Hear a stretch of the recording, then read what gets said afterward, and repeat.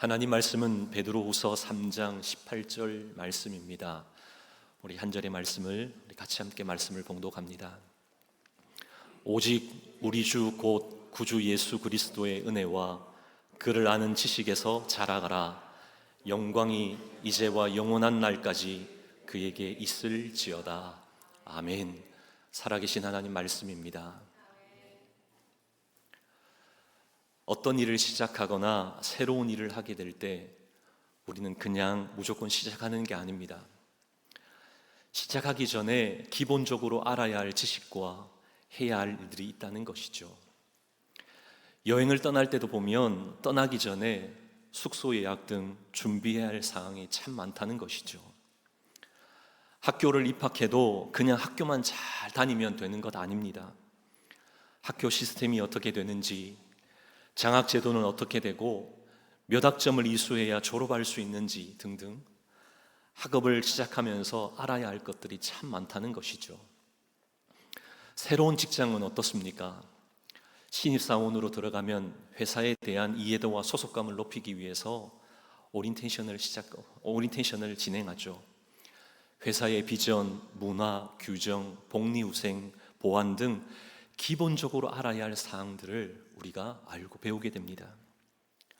군대도 마찬가지입니다. 한국에서는 기본적으로 5주 동안 기본 군사훈련을 받습니다.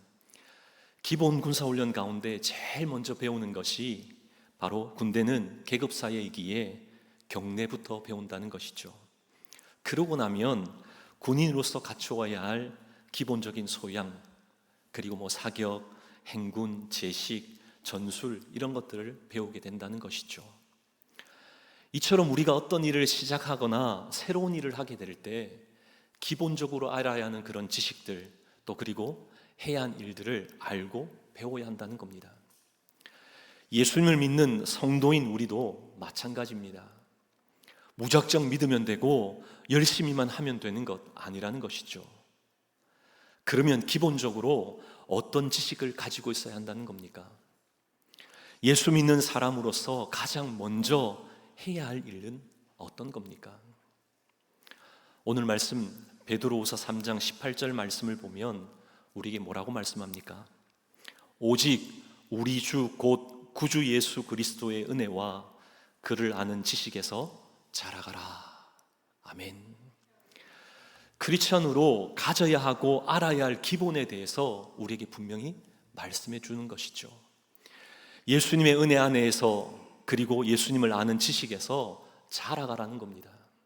이게 무슨 말입니까? 은혜 안에서 자라가지 않으면 아무리 많은 지식을 가져도 제대로 자랄 수 없다는 겁니다.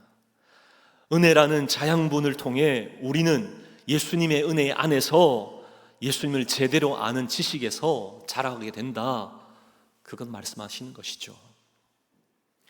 그런가 하면 은혜 안에서 자란다는 것은 무슨 의미입니까? 참 하나님이신 예수님께서 이 땅에 참 사람으로 오셔서 우리가 감당해야 할 죄의 값을 십자가에서 대신 지불해 주셨기에 우리는 죄의 심판으로부터 자유하게 되었다, 이 말인 것이죠. 지옥의 형벌로부터 건지심을 받았다는 겁니다. 구원받게 되었다는 것이죠. 이게 은혜라는 겁니다. 은혜 아래에서 자란다는 것은 이러한 은혜를 알고 감사하면서 살아가라는 말씀인 것이죠. 하지만 세상 사람들은 어떻습니까? 그 은혜 안에서 자라지 않는다는 겁니다.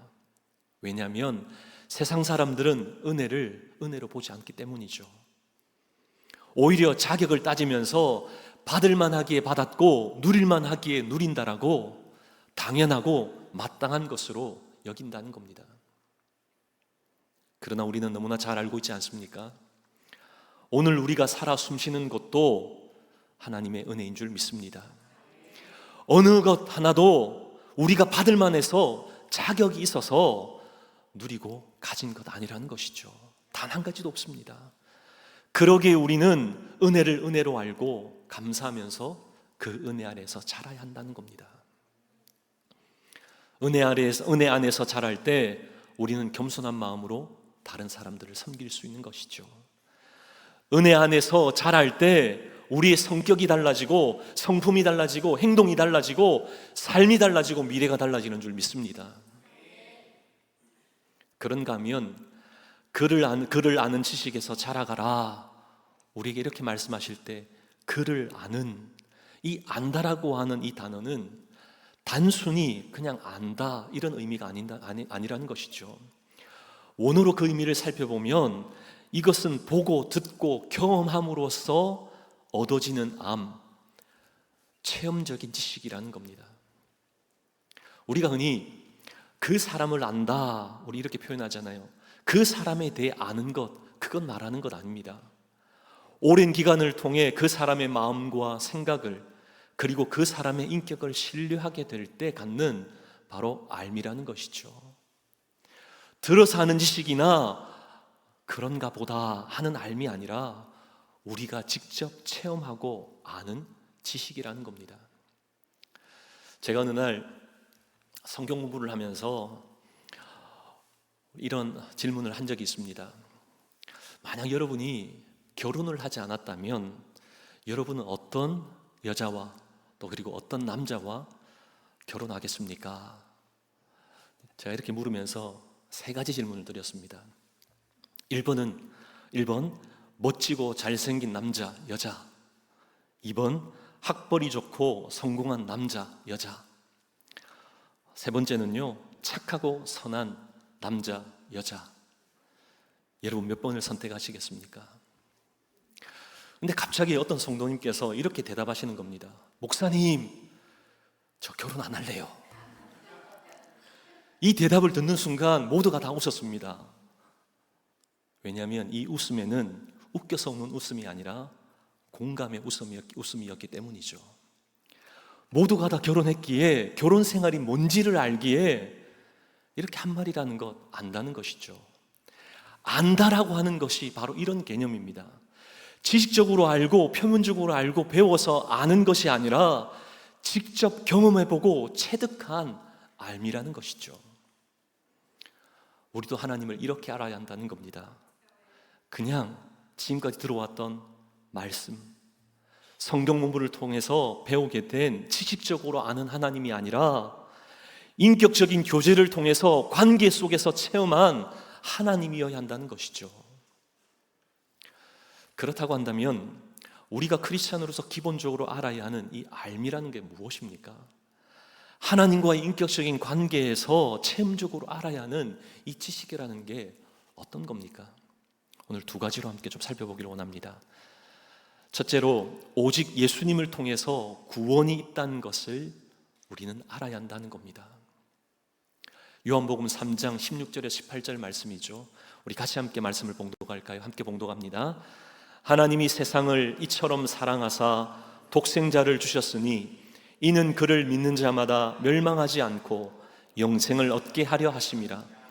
하나님이 그 아들을 세상에 보내신 것은 세상을 심판하려 하심이 아니요 그로 말미암아 세상이 구원을 받게 하려 하심이라.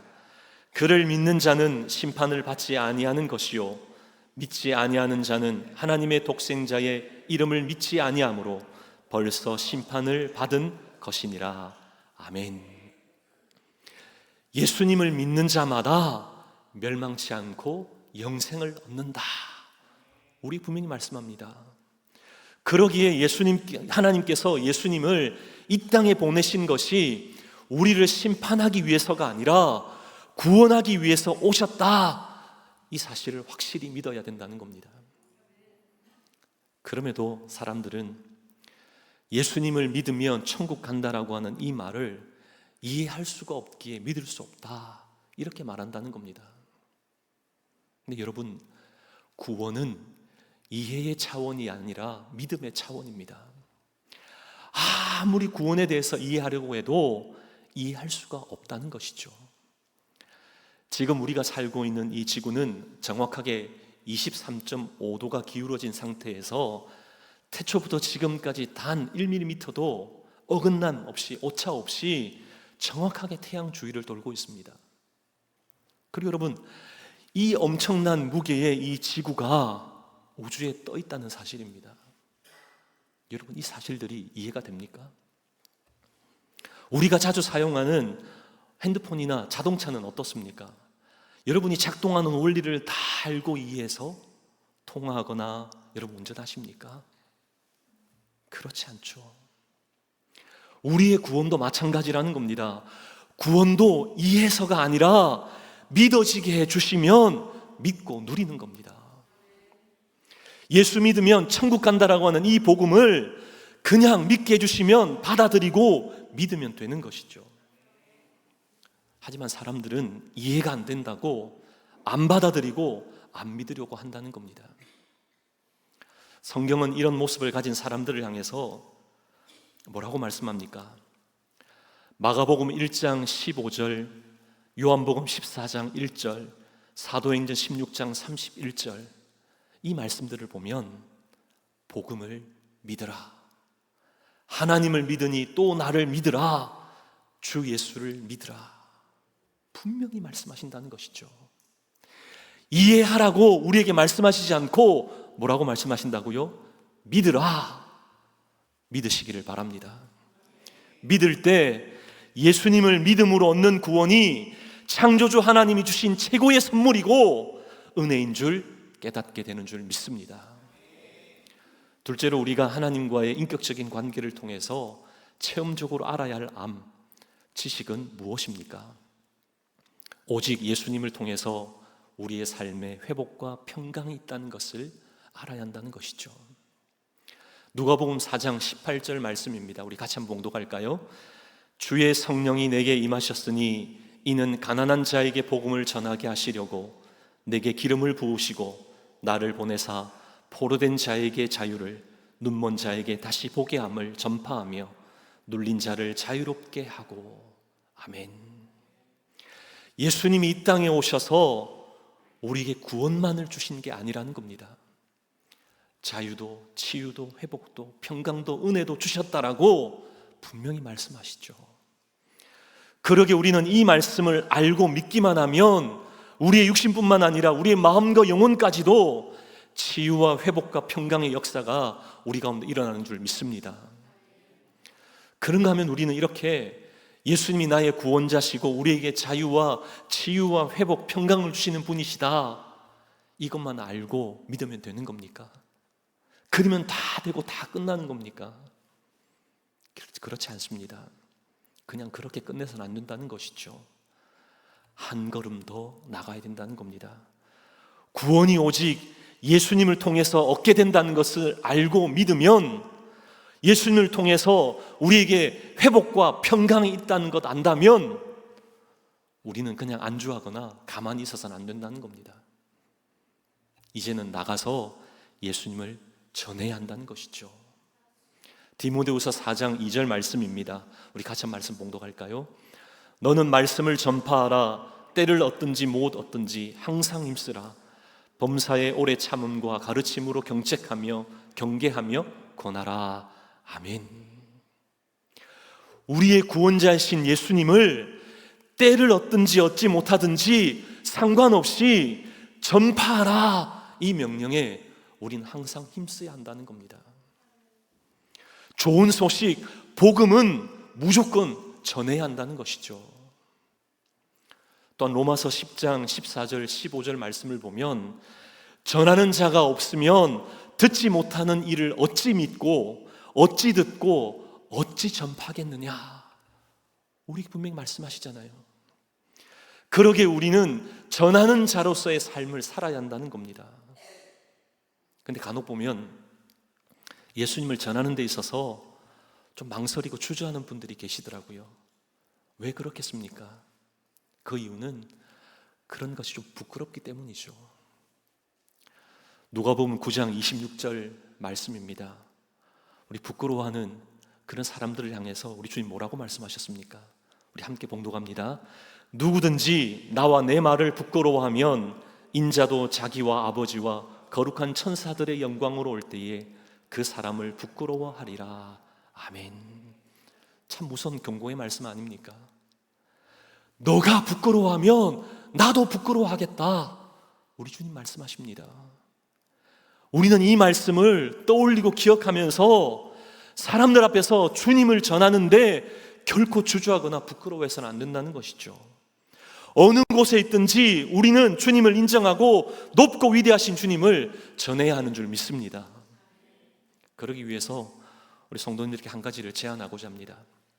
그것은 여러분이 날의 11조를 하나님께 드리시도록 그렇게 부탁드립니다. 날의 11조라는 게 뭡니까? 하루 중, 일주일 중 하루를 주님을 위한 시간, 말씀을 전하고 함께 나누는 시간으로 가지라, 이 의미입니다. 하루를 온전히 주님께 드릴 수 없다면 오전 시간이라도, 아니면 오후 시간, 저녁 시간만이라도, 그것도 어려우면 주중에 30분만이라도 주님을 위한 시간으로 드릴 수 있기를 바랍니다. 이 시간을 통해 우리가 만난 주님을 간증할 수 있는 그런 기회가 되어야 된다는 것이죠. 아니면 지금 우리가 통독하고 있는 리딩 지저스 성경 통독, 아니면 아침마다 큐티했던 그 말씀으로 하나님을 만난, 우리가 만난 그 하나님을 나누는 시간이 되게끔 해야 한다는 겁니다. 이렇게 날의 11조를 함께 하나님께 드리고 함께 이런 시간을 가짐으로 말미암아 하나님께 영광 올려드리는 저와 여러분 되기를 축복합니다. 마지막으로 오늘 말씀 가운데 한 가지만 좀 더 나누길 원합니다. 오늘 말씀에서 우리가 눈여겨야 될 단어가 있죠. 그 단어는 자라가라, 자라가라, 이 명령입니다. 근데 이 명령은 현재 명령형입니다. 이것은 지속적이고 계속되는 성장을 의미하는 것이죠. 무슨 말입니까? 단번에 성취되는 그런 것이 아니라 계속되는 변화, 끊임없는 성화의 과정을 말씀하는 겁니다. 그러기에 자라간다고 하는 것은 하나님이 우리를 다듬어 가시는 것이죠. 그러기에 오늘도 우리 하나님이 우리를 다듬으셔서 우리의 연약함을 통해 성장하게 하시고 우리의 부족을 통해 은혜를 깊이 알게 하신다는 겁니다. 그 결과 우리의 성품이, 우리의 말이, 우리의 사랑이, 우리의 용서가, 우리의 믿음이, 우리의 순종이 조금씩 더 변하게 되고 더 다듬어져 나간다는 것이죠. 그런가 하면 자란다는 것은 영광 돌리는 삶으로 이어진다는 겁니다.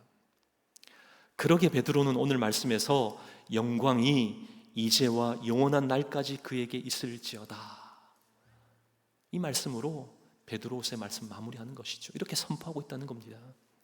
성장은 결국 하나님께 영광 돌리는 삶입니다. 자기 자랑이 아닙니다. 하나님을 높이는 것이죠.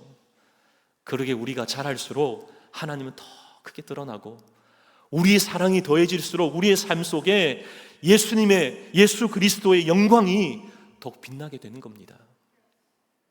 또한 더 믿음이 깊어질수록 성령의 능력이 강하게 나타난다는 것이죠. 사랑하는 저와 여러분, 지금 우리의 신앙은 어떻습니까? 혹시 성장을 멈춘 채 그냥 습관적인 그런 신앙은 아닙니까? 삶의 어려움과 바쁜 일정 속에서 그냥 우리의 마음은 점차 메말라가고 있지는 않습니까? 말씀을 읽고 말씀을 들어도 감동이 없고 기도해도 뜨겁지 않고 오히려 기도의 불길이 사그라들고 은혜를 받아도 그 은혜가 오래가지 못하고 예배를 드려도 변화가 없는 그런 신앙의 모습은 아닙니까? 그렇다면 오늘 우리 하나님이 베드로를 통해서 들려주시는 이 말씀 기억하기를 원합니다. 예수 그리스도의 은혜와 그를 아는 지식에서 자라가라. 저를 한번 따라할까요? 예수 그리스도의 은혜와 그를 아는 지식에서 자라가라. 우리의 고백되기를 소망합니다. 예수 그리스도의 은혜와 그를 아는 지식에서 자라가라. 성장은 하나님이 하시는 일이지만 우리의 성장의 터전은 우리가 마련해야 한다는 겁니다. 뿌리는 하나님이 내리게 하시지만 우리는 그 땅을 기경해야 갈아엎어야 한다는 겁니다. 열매는 하나님이 맺게 하시지만 우리는 그 나무를 돌보고 가꾸어야 한다는 것이죠. 이렇듯 성장이라는 것은 하나님과 우리가 함께 만들어 나가는 신앙의 작품입니다. 걸작품이라는 것이죠. 이번 한 주간도 우리가 분명히 알아야 하는 그 기본, 예수님이 나의 구주시고 예수님께서 우리에게 회복과 평강을 주시는 분이신 줄 알고 우리 평생 주님만을 높이고 주님만을 전하는 그런 삶을 살겠노라고, 하나님께만 영광 돌리는 그런 삶을 살겠노라고 다짐하고 결단하는 저와 여러분 되시기를 주님의 이름으로 축복합니다.